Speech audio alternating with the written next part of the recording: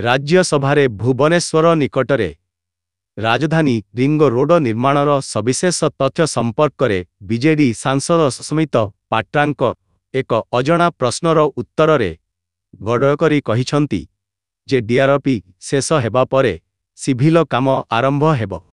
विस्तृत प्रकल्प report DRP समाप्त हेबा परे भुवनेश्वर रे रिंग रोड कार्य आरंभ हेब बोली बुधवार केंद्र सड़क परिवहन एवं राजपथ मंत्री नितिन गडकरी सूचना देइछंती।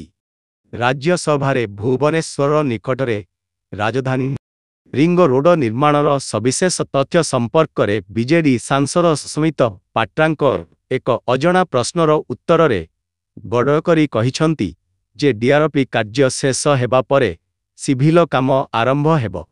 भुवनेश्वर सहरर कैपिटल रिंग रोडर विकास पई ओडिशा राज्य रे प्राय 110 किलोमीटर लंब विशिष्ट डीआरपी को पुरस्कृत करा जाइछि।